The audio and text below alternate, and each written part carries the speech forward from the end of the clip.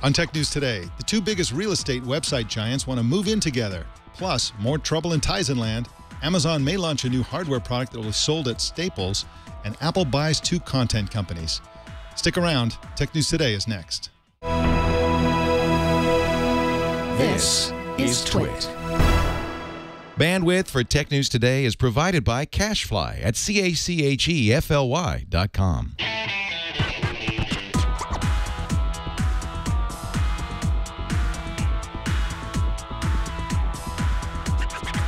This is Tech News Today for Monday, July 28th, 2014. This episode is brought to you by Personal Capital. With Personal Capital, you'll finally have all your financial life in one place and get a clear view of everything you own. Best of all, it's free. To sign up, go to personalcapital.com/TNT. Tech News Today is the show where we talk about the tech news with the journalists who report it. Welcome to the show. I'm Mike Elgan. With me, of course, is Jason Howell Good to be here, All sir. About Android fame and Android App Arena. Fame, in air quotes. That's right.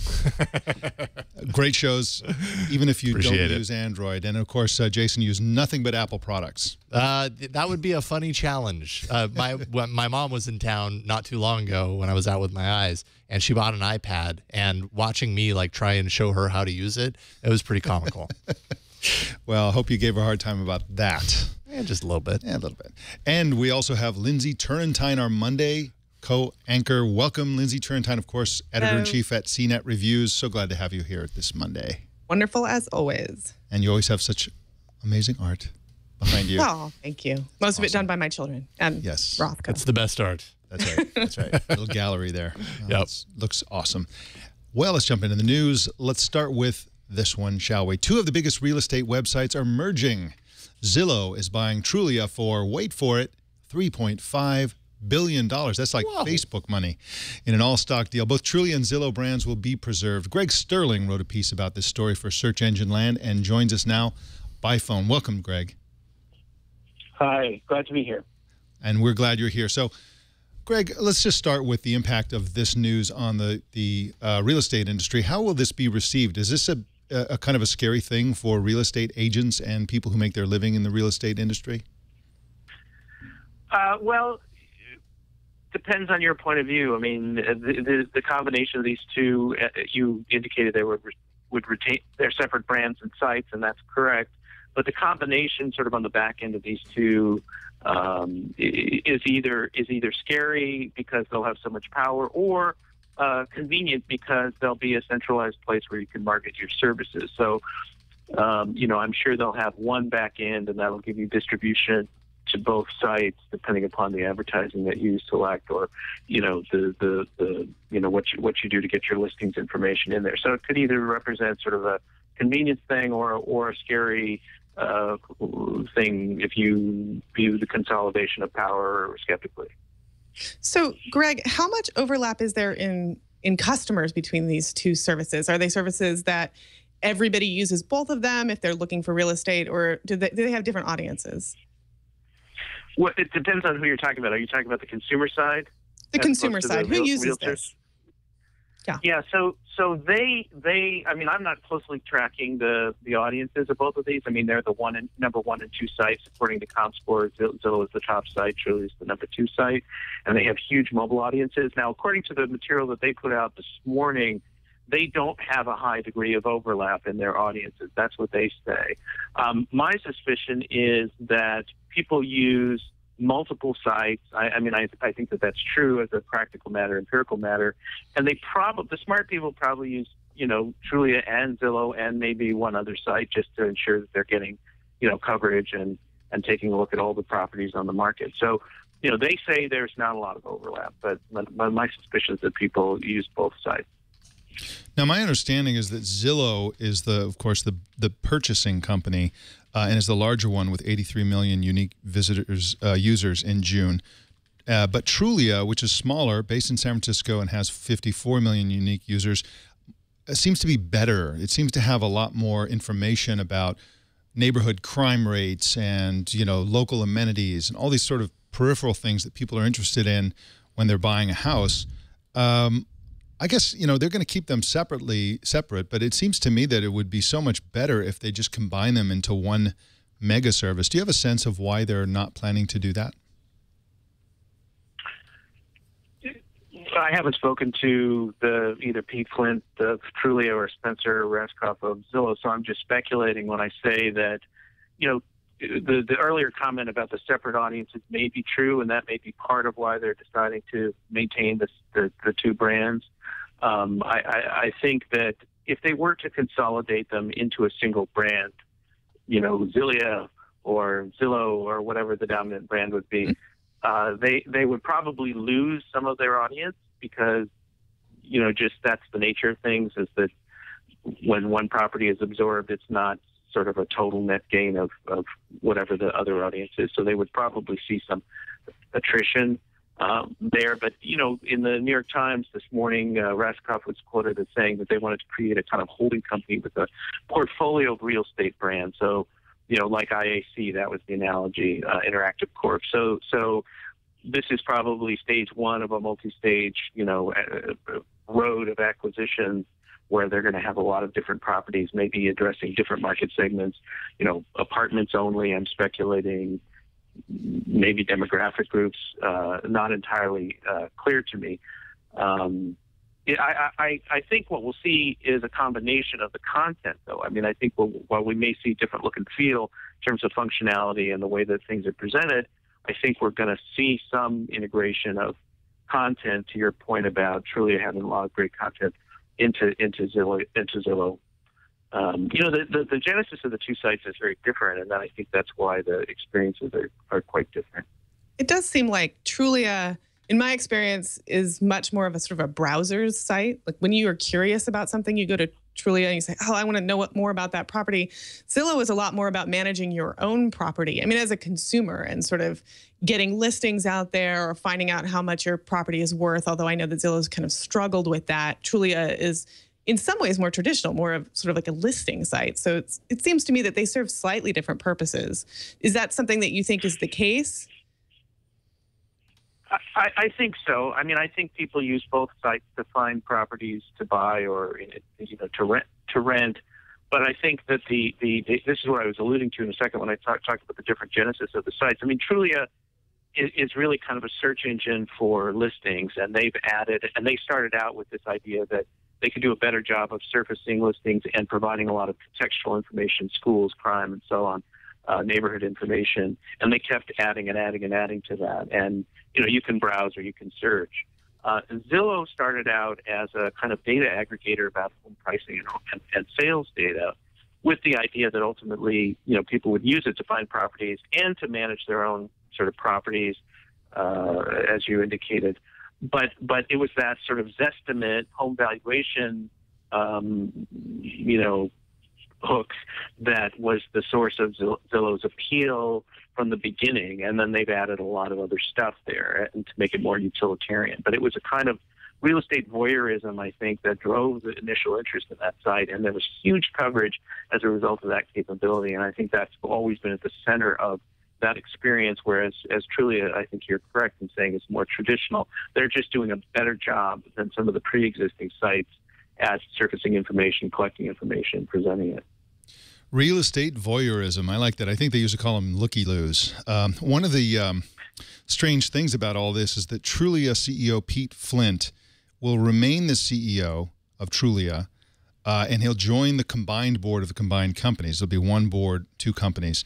But he'll report directly to the Zillow CEO, Spencer Raskoff, which has got to be weird at best, because you compete hard against somebody and then you end up making a deal and you end up reporting to that person. So that's kind of strange. But the transaction is targeted to close next year. Has to be approved by both sets of shareholders before this can go forward. So it's not an absolutely done deal. Greg Sterling writes at searchengineland.com and other places, and you can follow him on Twitter at gsterling. Thank you so much for joining us, Greg. Thank you. All right. We'll talk to you very soon. Now, in just a sec, we're going to hear about some more bad news about Samsung's Tizen operating system. But first, I want to tell you about Personal Capital. Personal Capital is an important site that you need to be using because money is good. You don't want to waste it. You don't want to lose it. And you want to make sure that you manage it properly so that you'll have plenty of it when you need it. And Personal Capital is a free and secure tool that will solve 2 barriers to growing your wealth. The first barrier is that it's hard to keep track of everything. Your money is scattered all over the place in different accounts, bank accounts, 401k accounts, you name it. It's all over the place in different places. And yes, you can go and feel these different parts of the elephant, but you want to see the whole thing and get a real intuitive sense of what's going on with your money. And Personal Capital does exactly that. It brings all your accounts and assets into one single screen, which you can view on your computer, phone, tablet, or any other device. And you really get a good sense of it because it's presented visually, so you can grasp it intuitively. Recently, Personal Capital announced the integration of its award-winning app with Android Wear, which is now available on Google Play. So if you have the Android app, update it, and you also have an Android Wear device, a watch, just update the Android app and you'll get the watch functionality for free, and you just find it in the apps section of your watch. The app seamlessly integrates with Personal Capital on other Android devices and provides you with relevant and timely updates on your finances whenever you need it. The other barrier to growing your wealth, of course, is that you have to pay somebody and rely on somebody to manage your money. You're almost certainly paying too much. Personal Capital will tell you exactly how much too much, and they'll help you reduce those fees. You'll get also tailored advice on optimizing your investments. Signing up takes just a minute, and it pays big dividends. So go set up your free account at personalcapital.com/TNT. And remember that Personal Capital is free, and it's the smart way to grow your money. And we thank Personal Capital for their support of Tech News Today. Well, Lindsey, Turrentine looks like another setback for Tizen. Indeed. According to GigaOM, Samsung is delaying its Tizen launch again. And in case you don't know, Tizen is the Samsung-created operating system that currently runs on some smartwatches and other devices, but not yet on a smartphone. And Tizen was supposed to hit a smartphone at a Russian conference, and Samsung pulled the plug on that, saying that it needed to do, or suggesting that it needed to do a little bit more work on its app store. So people who are interested in that operating system are a little bit disappointed, and it's kind of, it's slowing down Samsung's attempts to become a little bit more independent of Google and Android. Yeah, and that's, I think, the whole point of this. I always believed that Samsung must see Tizen as kind of a fallback position, a sort of plan B if Android or the Google relationship don't work out. It's also a bargaining position. When Samsung goes to talk to Google and they hash things out, Google knows that Samsung has an alternative to Android that could be threatening. But I sense that when they say that they need to work on their app store, what they mean is that there aren't any apps. No, the developers are not embracing Tizen, and why would they? I mean, Tizen is a tiny, tiny, tiny alternative to Android, and Android is a gigantic monster that, you know, everybody uses. And so it's really, they're really having trouble bootstrapping this thing, apparently. And well, yeah, I'm sorry. Yeah, I mean, I feel like essentially Tizen doesn't exist yet. Right. Exactly. And it's been hard enough for, you know, the Microsofts and the Amazons of the world to drive this kind of independent app store. Samsung making this only for their devices is going to be very frustrating. But my impression is that this is also really important for the Internet of Things for Samsung, and that Samsung may be, I'm just speculating here, but that Samsung may be sort of stepping back a little bit and thinking, okay, we've put all this energy into this operating system. We're going to need something that works a little bit better and more intuitively on smart devices around the house. And maybe they're just sort of pulling back to work on that a little bit, feeling and sort of realizing that Tizen as a smartphone operating system is probably a pretty, you know, that's a tall order. Yeah, and they've of course built it, based their some of their smartwatches on it, and you know they're doing multiple operating systems for their various smartwatches, and I'm sure that they're discovering that there's way more interest in non-Tizen smartwatches among consumers, and so they themselves are probably seeing the writing on the wall for Tizen. And it's not pretty. So. No. And according to the Wall Street Journal, Analyst and blogger Eldar, I can't pronounce this, Murtazen, he says that he doesn't expect Tizen to even hit this year, and that it's sort of a done deal for the rest of the year, which is a little bit surprising. Yeah. At least on phones. Yeah, it was supposed to hit at the beginning of this year, and NTT Docomo, Japan's big telecom monopoly, essentially supported it initially with said all the right things last year, and then when it came around to actually delivering phones, they're like, you know what, ain't gonna happen. Yep. And so it seems like everybody's doing that, and now Tizen and now Samsung itself is doing that very thing. So it's not good for Tizen.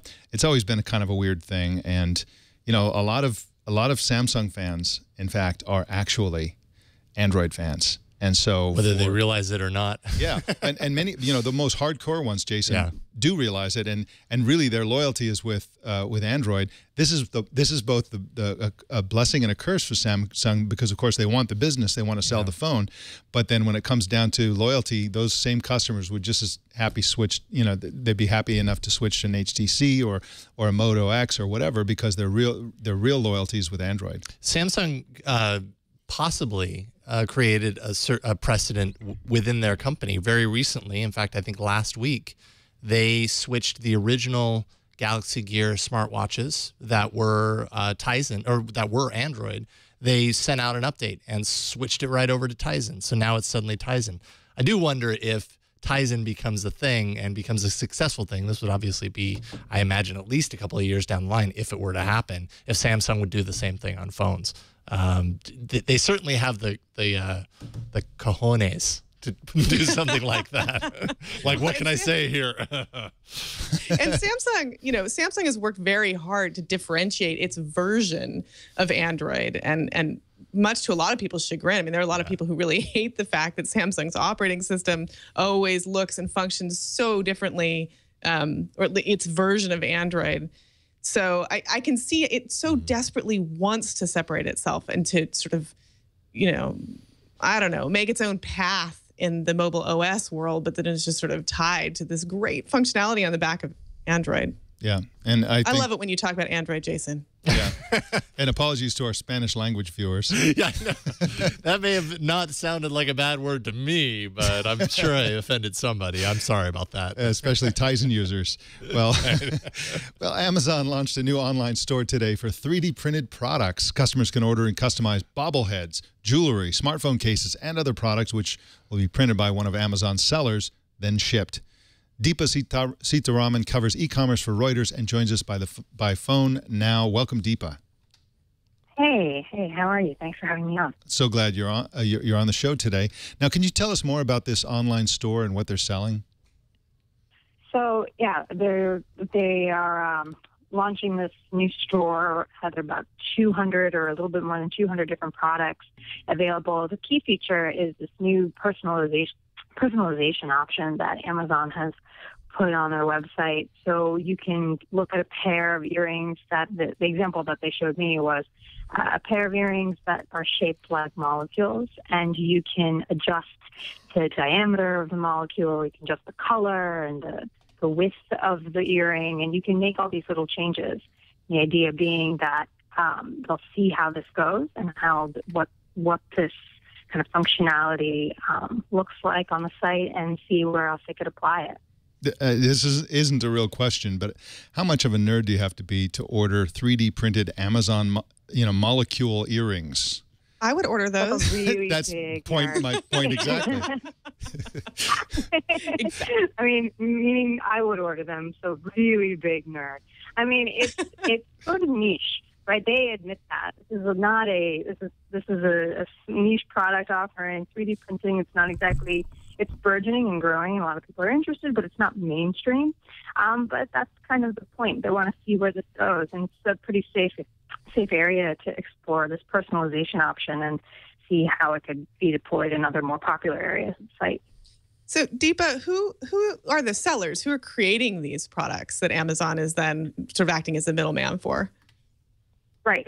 There are a lot of little kind of 3D printing shops kind of around the country. They tend to be small businesses. They list a few of them in their press release this morning. And, they've been working with these companies for a little while to try to get this up and coming. I mean, these are small, kind of artisanal shops. These are not big manufacturers right now. And, of course, Amazon is famous for maximizing and being creative with delivery.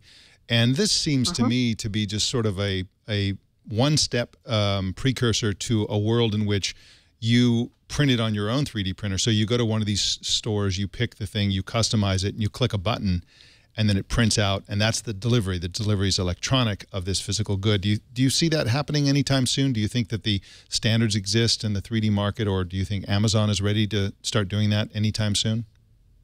I think that so basically you would have to have the 3D printer in-house, like in your home.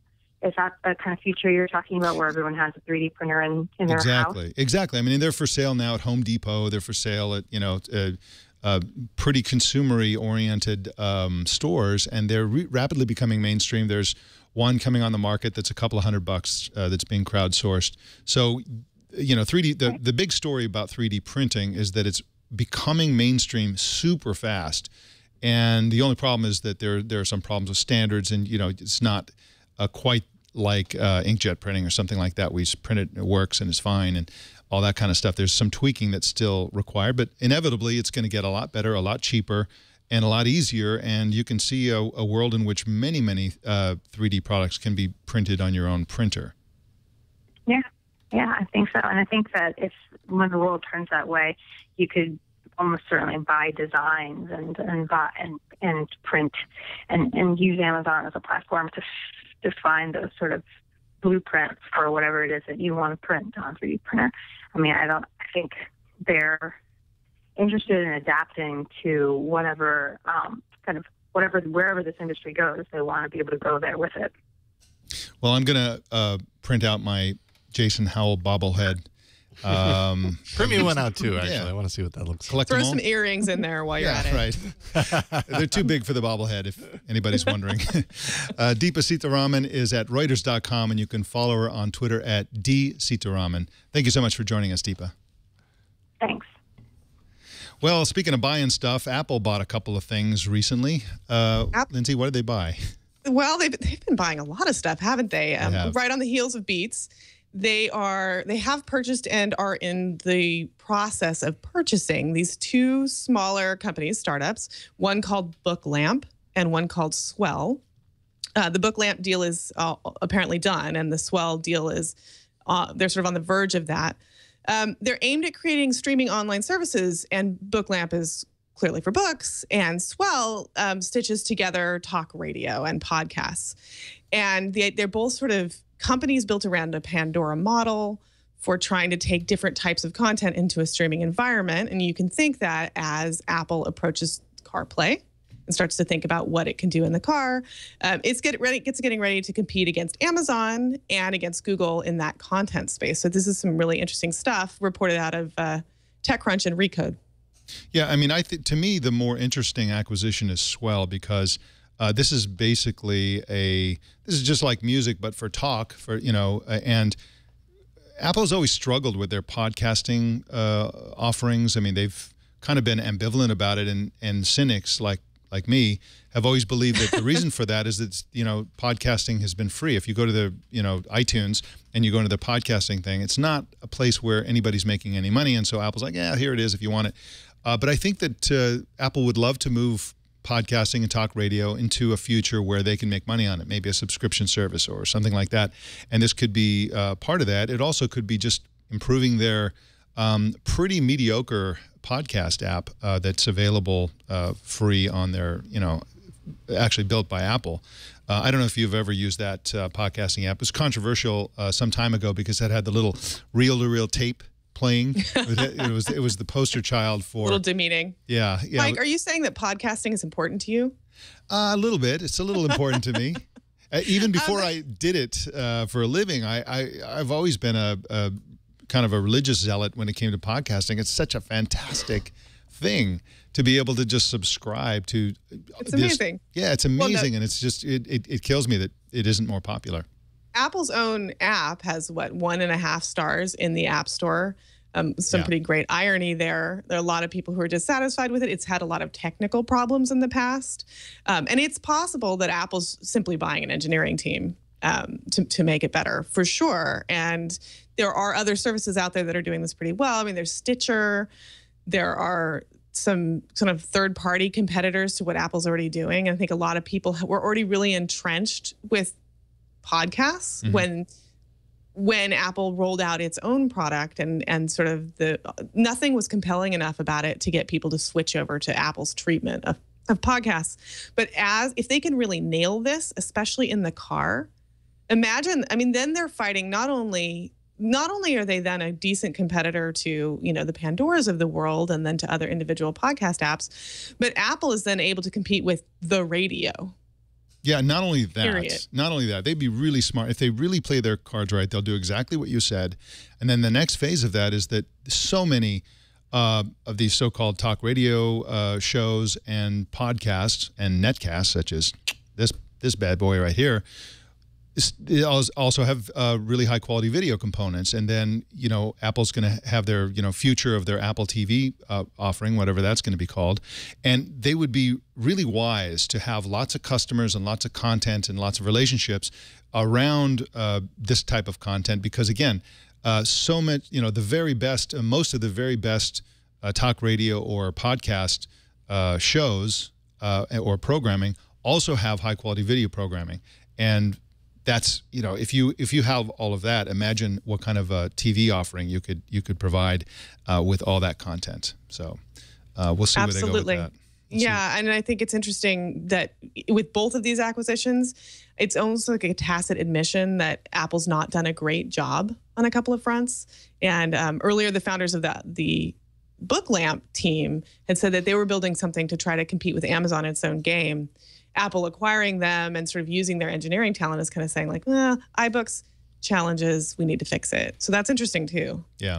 I also sense a creeping embrace of the acquisition strategy, which Apple traditionally, they've always done acquisitions, but they seem to be really stepping it up, just like everybody else. I mean, there's so many acquisitions these days, but Apple used to be more about, sometimes buying technology, sometimes acqui-hires, but lately, with the Beats acquisition, some of these other acquisitions are like, wow, they really buy a lot of companies these days.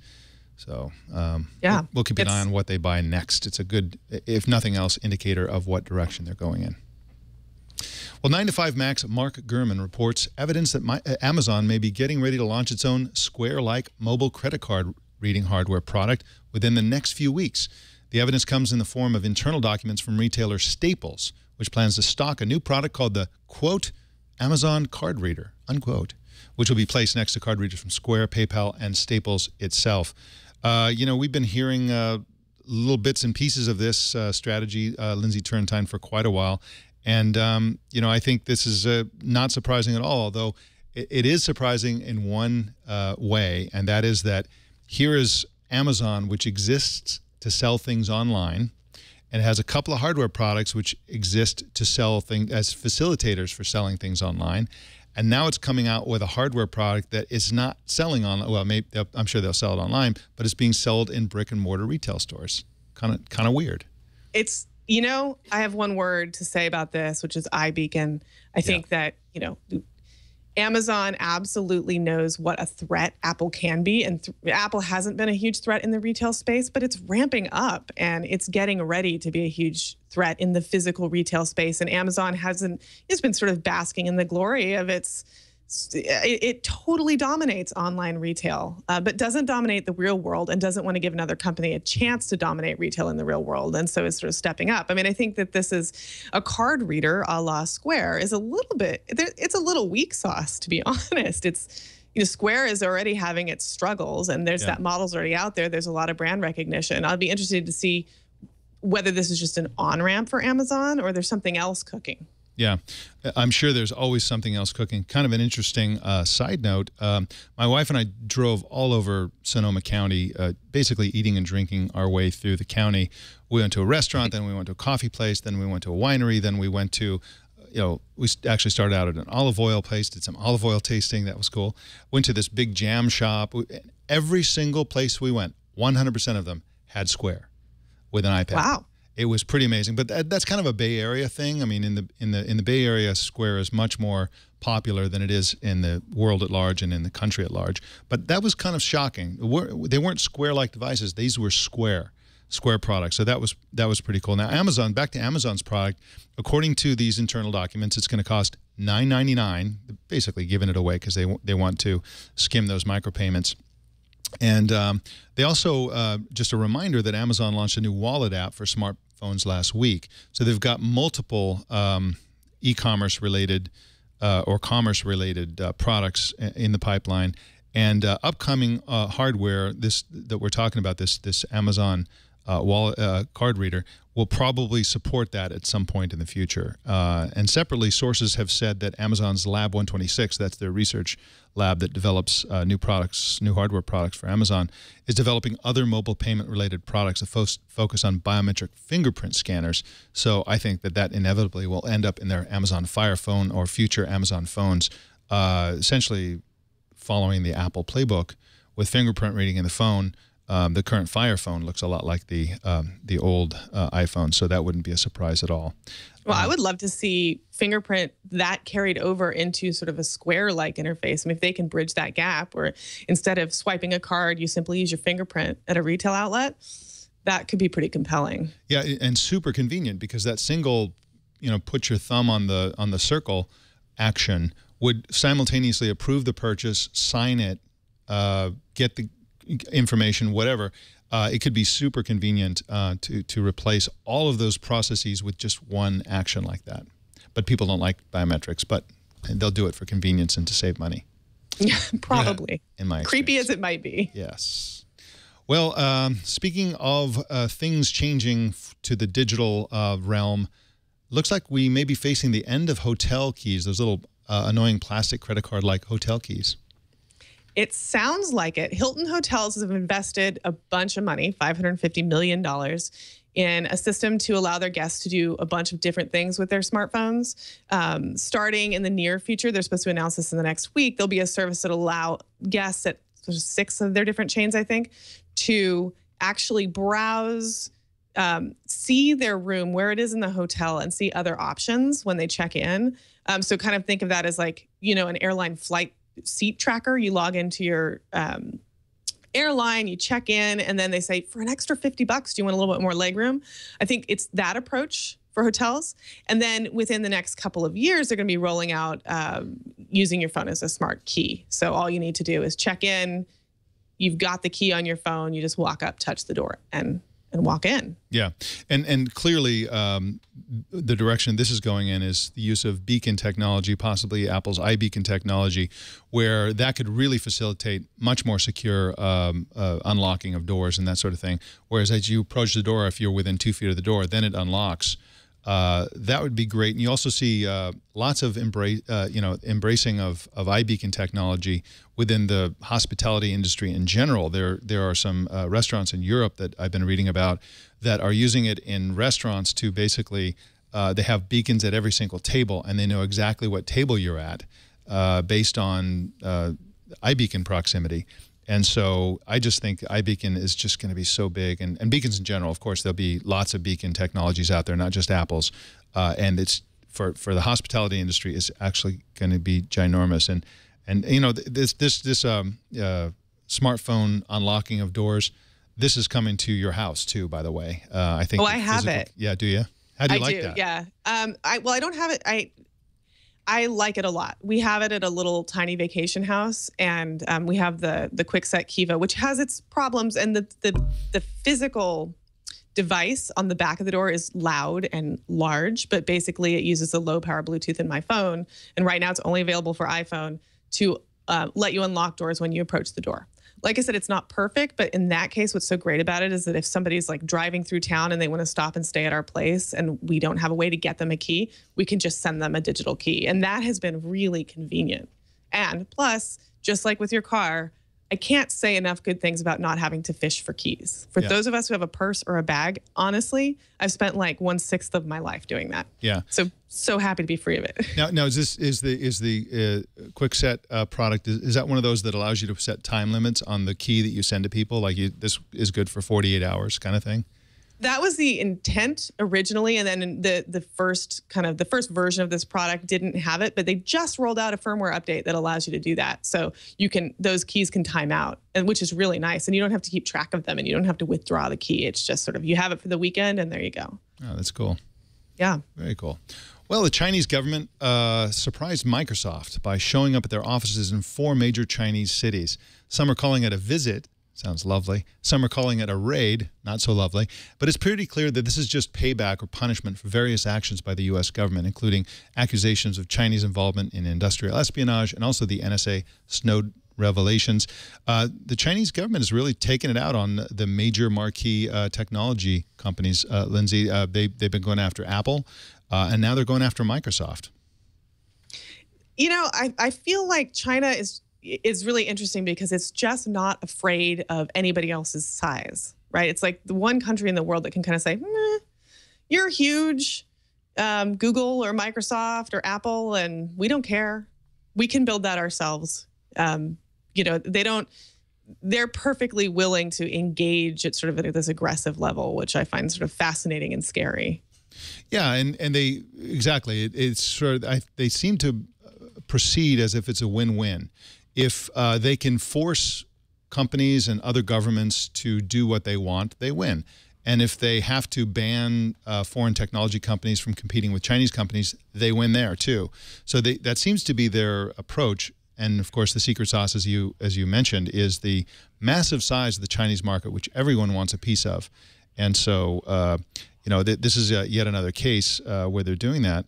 And they also know how the American political system works. Basically, companies, private corporations or publicly held corporations like Microsoft and Apple have a lot of power and influence over the U.S. government. They have lobbying arms. They have, you know, they play golf with people in Congress. They have lots of influence, especially these days when companies like Google and others have really stepped up their spending on lobbying and influencing the government. So the Chinese government really understands that the way to squeeze and sort of influence the U.S. government is through these corporations. And so now they're going to send Microsoft scurrying to Washington to ask them to be nicer to China so that they can make more money in China. And that's exactly probably the plan. Yeah, and it seems like, you know, most of these companies have no choice but to engage at some level. I mean, Microsoft Windows 8 is still banned in China, yeah. But Microsoft is heading, you know, it's kind of trucking along, and it's going forward with plans to release Xbox One in China in September, and it's forming distribution ties with China Telecom and JD.com. It has to. There's really no other choice but to keep your foothold as tightly as you can. Right, and we'll see how far they push it. I mean, they've also have interest in sort of like turning it all the way up and really squeezing the government to do all kinds of things about, you know, conflicts in South China Sea and the relationship with Japan and all that kind of stuff. So hopefully they'll just keep it focused. Right now it's sort of, you know, the U.S. is doing things in technology they don't like, so they're sort of punishing the U.S. through technology. We'll see if that strategy works. They spread it out into a wider universe. Well, a TNT fan left an anonymous voicemail for us about a recent story on Amazon, Apple, and the question of predatory pricing. Jason, can we play that? Go ahead and let's listen to that. Hey, Mike. I was just watching episode 1057 of Tech News Today, and whenever you guys were talking about the Apple iBooks case and you started to mention Amazon, I had a thought. Why isn't there a bill or a law in place that restricts companies such as Amazon from selling products below cost? Shouldn't there be a law like that in place so that it does, it kind of improves the chance for competition among companies and eliminates the chance of a monopoly? Maybe not even a way to stop it from being under cost, but maybe bring it up a little bit, maybe 5% above cost. I think that would really help the overall condition of the market. All right. Thank you very much. Love the show. Bye-bye. Well, thank you for your call, whoever you are.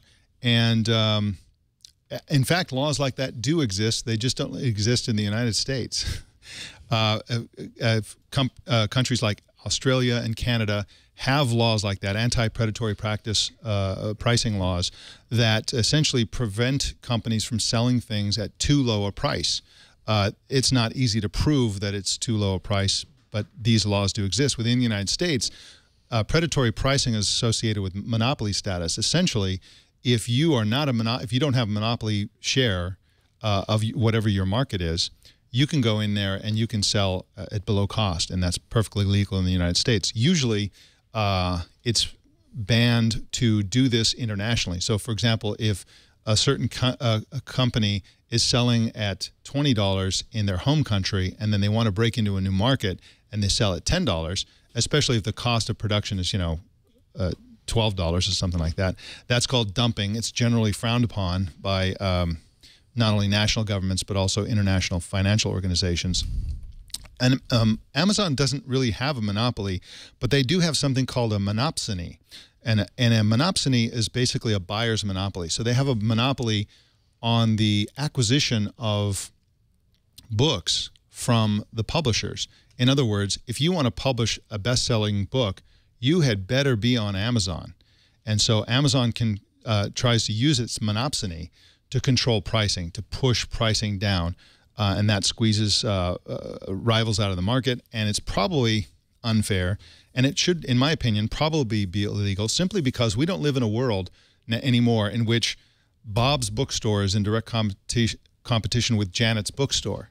Here we have a company that sells everything from wrenches to 3D printed bobbleheads, and they're using all the money they're gathering from all those businesses, from thousands of businesses, and they're using it to go against Janet's bookstore, which has no ability to sell books below cost because they don't have other sorts of businesses to subsidize that cost. And so this is something, in my opinion, that if we're going to go after companies for doing the kinds of things that the government does go after them for, this is something that we need to revisit because it's a new world where companies like Amazon, which can literally have an inventory of thousands and thousands of products, and they can just go squeeze these little bookstores right out of business. But you know what's interesting? I mean, just to throw in a tiny, I mean, I tend to agree with you on this, but to throw in a little bit of a devil's advocate argument, there is a great democratization of publishing that happens with Amazon as well because it's so easy to self-publish. And so many people who could not access the publishing world because of the gating factor of publishing houses. And you could argue that those publishing houses serve the very important purpose of keeping quality up. But regardless, they're no longer the only gating factor for publishers. And so there's an upside a little bit, too, to the way that Amazon works. So, I'd hate to see that lost. Yeah, absolutely. And the other case to be made is the failure of the publishing industry to maintain the quality that it's supposed to exist for. So if the publishing industry can't produce beautiful books that are wonderfully edited, where they are discovering new talent and producing a superior product, then they deserve to be driven out of business anyway. And in fact, they have, generally speaking, done a lousy job. There are some really excellent publishers out there that are creating amazing books. But most of the big publishers have essentially raced each other to the bottom. And you go into the bookstore, you're going to, if you can find a Barnes & Noble these days, and you go into a brick-and-mortar bookstore and look around at the books, there's a lot of trash. And so good riddance to them. But ultimately, books is not a product category where you want one company deciding who gets to publish and who doesn't. And so I think we need to keep an eye on Amazon's power in that market. Just my opinion. I agree. I do. Right. Well, Microsoft unveiled a new TV commercial slamming Apple's Siri virtual assistant and praising their own Cortana. Let's take a look at this ad. Cortana, when my wife calls, remind me to tell her happy anniversary. Next time you talk to Caroline, I'll remind you. Oh no, I cannot do that. Oh, and remind me to get roses when I'm near any flower shop. Sure thing. Remind you when you get to Flower Shop. I can't do that either. Cortana, it's going to be a great night. Oh, wow. Thanks for the traffic alert. I better get going. Now that is a smartphone. And I know what you're thinking, Jason. This is nothing compared to Google Now. But I haven't used Cortana, so I can't compare it. This is just a commercial. Of course, Siri's not actually saying those things, and who knows how accurate Cortana is. They're all kind of converging into the same territory, though. In a couple of years, is it too out there to believe that they're all going to be similarly powerful, I suppose, with their own strengths and possibly weaknesses? But ultimately, they're all trying to fight to do the same thing, right? Yeah, and basically what Microsoft is pitching there is geofencing, which is not exactly the newest feature in the world. Any thoughts on this, Lindsey Turrentine? Oh, I think that it's a clever commercial. It's kind of, I like it because it reveals the potential of geofencing, but yes, Google now does most of this already. Yeah, and it does a better job of rifling through your personal email to figure out what's going on. So yes, it is more embedded in your life. That certainly is. That's right, and there's no escaping it. Well, that is the Tech News Today. Lindsey Turrentine, thank you so much for joining us. Where can people read your stuff and read the stuff of the people you control at CNET? Boss around. Yes, that's right. There, thank you. That's what I was looking for. CNET.com, as always, and you can find me on Twitter at @LTurrentine. Wonderful, and we'll see you right here next Monday. Thank you so much for joining us. Bye. All right, well, you can subscribe to Tech News Today on Stitcher, iTunes, YouTube, Feedly, Yahoo, RSS. So many options. Choose your favorite at twit.tv/TNT. And please follow us on Twitter at Tech News Today TV. And send us your thoughts and opinions. You can send us email at tnt@twit.tv or leave voicemail at 260-TNT-SHOW. And please don't miss our evening newscast, Tech News Tonight, at 4 p.m. Pacific tonight and every weeknight right here on the Twit Network. My name is Mike Elgan. Thanks for tuning in. We'll see you tomorrow.